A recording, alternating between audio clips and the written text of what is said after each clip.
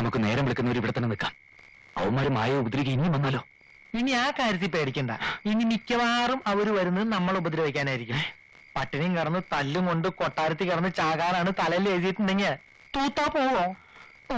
മണി എഴുന്നേക്കടാ. ഇല്ലടാ, ഞാനില്ല, എണീക്കില്ല. വിശന്ന് ഹൃദയം പൊട്ടി ഞാനിപ്പോ ചാകും. വിശന്നിട്ട് ഹൃദയം പൊട്ടി ഇന്നേവരാരും ചത്തിട്ടില്ലടാ. അവസാനമായി എനിക്കൊരു ആഗ്രഹമുണ്ട്. നീയുമായി സുഖമായി ജീവിക്കണം.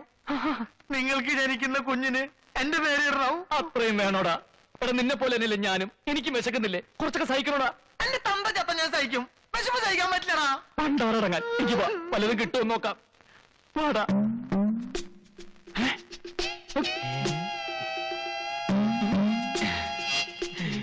എന്താ ആരും ഒന്നും കഴിക്കാത്തത്? കഴിക്കേ.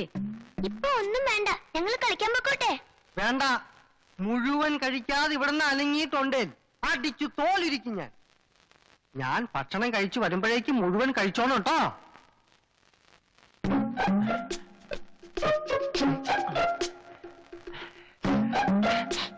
മാമന്മാരെ മനസ്സിലായ മക്കളെ? ഇങ്ങനെ ചോദിച്ചാൽ കുട്ടികൾക്ക് മനസ്സിലാവില്ല. നമ്പൂരി ഭാഷ ചോദിക്കണം. എങ്കിൽ എഴുന്നള്ളിക്ക്. മാമന്മാരെ മനസ്സിലായ മ്യാക്കൾക്ക് ശവം മാറി. നിങ്ങൾക്ക് ആഹാരം കഴിക്കണ്ടേ? വേണ്ട, കഴിച്ചാൻ പോണോ? പോണം. ആഹാരം കഴിച്ചിട്ട് നമുക്ക് കഴിച്ചാൻ പോവാ. ആഹാരം കഴിക്കണ്ട എങ്ങനെയെന്ന് മാമൻ കാണിച്ചു തരേ. അങ്ങനെ എടുത്തിട്ട് ഇതെങ്ങനെ അങ്ങനെ ആക്കിയിട്ട് പിന്നെ ഇതാ അങ്ങനെയല്ല, ഇങ്ങനെ ഇട്ടിട്ട് ഇങ്ങനെ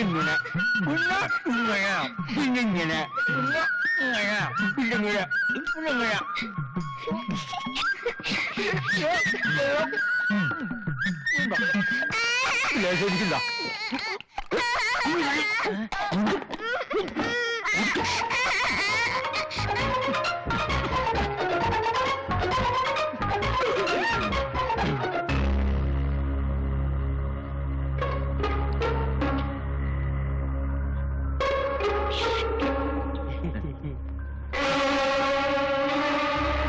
നോക്കി നിൽക്കാതെ നടക്കുക.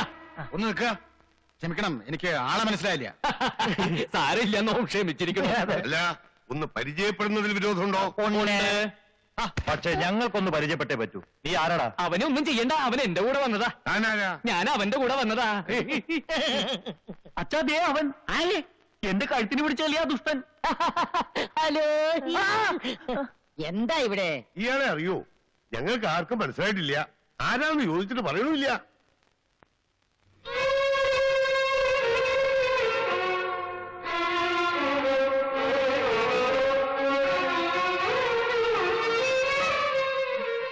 ഇത്രയും നേരം ഞാനിവിടെ പ്രതിമ പോലെ നിന്നു കൊടുത്തു. ഒരാളെങ്കിലും എന്നെ തിരിച്ചറിയുന്ന പ്രതീക്ഷിച്ച്. ഇവർക്ക് ആർക്കും എന്നെ മനസ്സിലാവാത്ത സ്ഥിതിക്ക് ഇനി ഞാനിവിടെ നിൽക്കുന്നില്ല, അർത്ഥമില്ല. അതെ, ഒരു നിമിഷം പോലും നോമ ഇവിടെ നിൽക്കില്ല. നടക്കുക, അങ്ങോട്ട് മാറുക. നിൽക്കുക.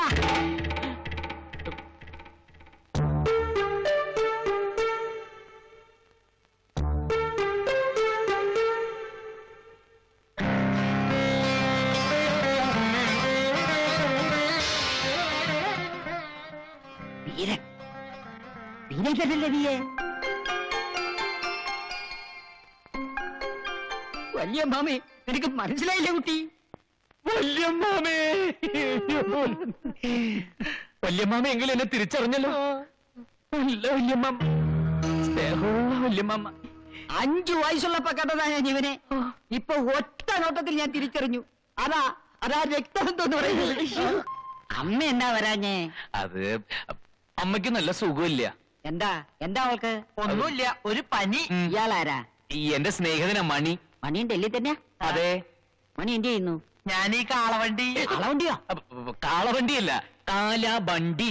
ഡൽഹിക്ക് അടുത്തുള്ള ഗ്രാമ, അവിടെ അവന് ജോലി. ഓ, കാലാവണ്ടി കേട്ടിട്ടുണ്ട്. മുഖം കാണിക്കാൻ പറഞ്ഞു. വേണ്ടട്ടോ, മോന്തക്കിട്ട് തല്ലാനിരിക്കും. വരിക, തിരുമനസ് കാത്തിരിക്കുക.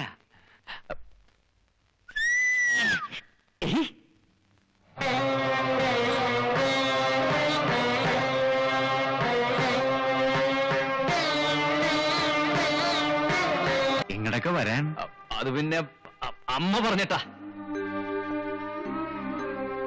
ഇപ്പോ 10-20 വർഷമായില്ലേ? കൃത്യമായി പറഞ്ഞാൽ 23. 148 കർക്കിടകം 15 അന്നാ നിന്റെ കയ്യും പിടിച്ച് പത്മിനി ഇവിടുന്ന് ഇറങ്ങിയത്. എത്ര വട്ടം കത്തയച്ചു, ആളെ അയച്ചു, അപ്പോഴൊന്നും വരണമെന്ന് തോന്നിയില്ല അല്ലേ?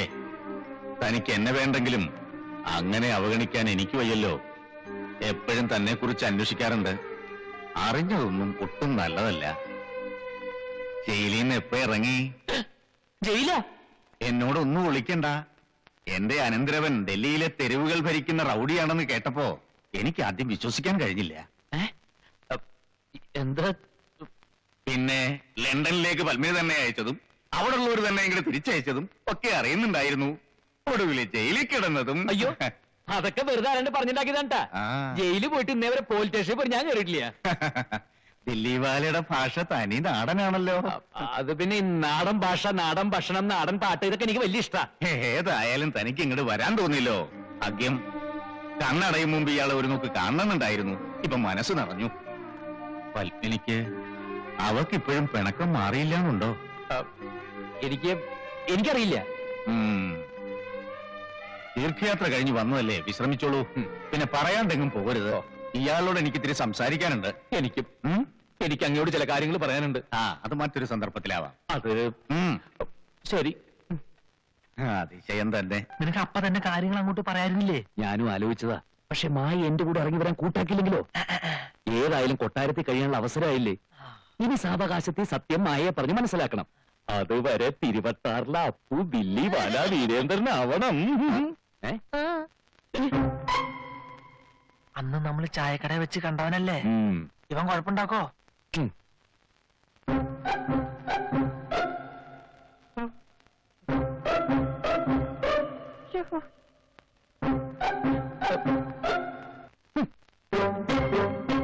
ഹിന്ദി തീരെ വശമില്ലല്ലേ?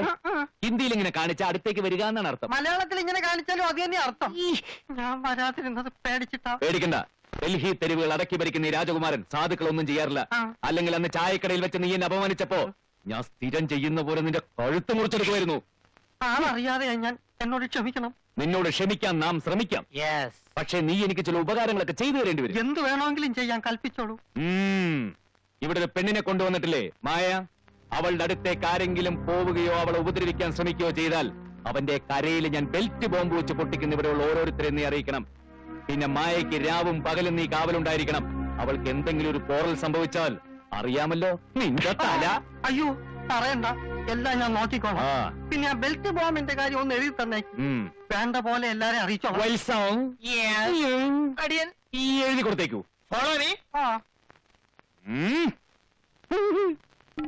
അപ്പോ ഇവനിത് എവിടെ പോയി? നീ തനി ശ്രീകൃഷ്ണനാ വീരേന്ദ്ര.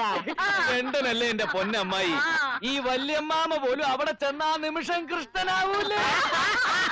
അപ്പോ അയ്യോ, അപ്പോ ഏതപ്പു? ഏതപ്പുവാടേ? എനിക്ക് ഓർമ്മയുണ്ടോ എന്ന് നിനക്ക് അറിഞ്ഞുകൂടാ. തിരുവട്ടാറിലെ പെണ്ണുങ്ങളെ പുറകെ നടക്കുന്ന ആ വായി നോക്കി അപ്പു ഓർമ്മയില്ലേ? ഓ, അപ്പു. ദിൽവാലെ ദുൽഹരിയ എന്റെ കൂടെ ഡൽഹിയിൽ ഉണ്ടായിരുന്നതാ. അവൻ എന്ത് പറ്റിയടേ? അവന്റെ അച്ഛൻ ചത്തു. ഒരു റീത്തെങ്കിലും വെക്കാൻ ഏർപ്പാടുണ്ടാക്കണം. ഒന്ന് വാടാ. എന്താ കാര്യം? പത്മിനി തമ്പുരാട്ടി വന്നു. അച്ഛനല്ല, അമ്മ. വീരേന്ദ്രന്റെ അമ്മ. മകനെ ഒന്ന് കൺകുളിർക്ക കാണാനായി കണ്ണിൽ എണ്ണ ഒഴിച്ച് ആ വണ്ണമുള്ള അമ്മ വന്നിരിക്കുന്നത്. അതുകൊണ്ടാ ഞാൻ ഞാനുണ്ട്. പൊങ്ങി നോക്കണ്ട, ആരെങ്കിലും കാണൂ. ഈ അജ്ഞാതവാസം അവസാനിച്ചു എന്ന് സന്തോഷിച്ചത് അപ്പതെ കെട്ടിയെടുത്തിരിക്കുന്ന ഒരു തള്ളയെ തന്തയെങ്ങാനും വരുവോ? വരുന്നു തോന്നല്ല. കേട്ടോടത്തോളം അവനൊരു തന്തയില്ലാത്തവനാ. വീരേന്ദ്ര, വീരേന്ദ്ര, വീരേന്ദ്ര, വീരേന്ദ്ര, വീരേന്ദ്ര, വീരേന്ദ്ര, വീരേന്ദ്രൻ തമ്പുരാനെ, തമ്പുരാനെ, വീരേന്ദ്രൻ തമ്പുരാനെ, വീരേന്ദ്ര, വീരേന്ദ്ര, തമ്പുരാനെ, വീരേന്ദ്ര, വീരേന്ദ്ര.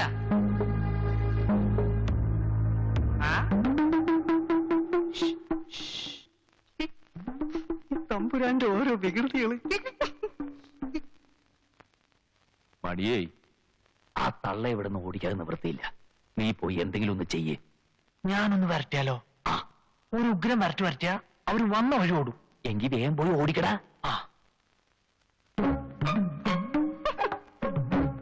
വരണു.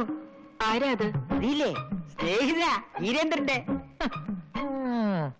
നീയാണോ 6-7 കൊല്ലമായിട്ട് അവനെ വിടാതെ പിടിച്ചിരിക്കുന്ന സ്നേഹിതൻ? 6-7 അല്ല, ഞങ്ങളുടെ ബന്ധം തുടങ്ങിയിട്ട് വർഷം 10-16 ഇത്ര ഒച്ചയെ വരട്ടെന്താന്ന് അവനോട് പറയായിരുന്നു. ഇവിടെ വന്നിട്ട് നീ അവനെ വിടില്ല അല്ലേ? പിന്നെ വന്നാട്ടെ.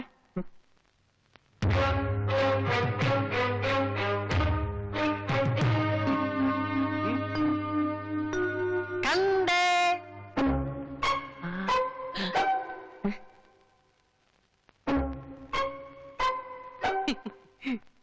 എന്താ കുട്ടി ഇത്? നിന്റെ ഒളിച്ചുകളിൽ കുസൃതിയൊന്നും നിന്നെ വിട്ട് പോയില്ലേ?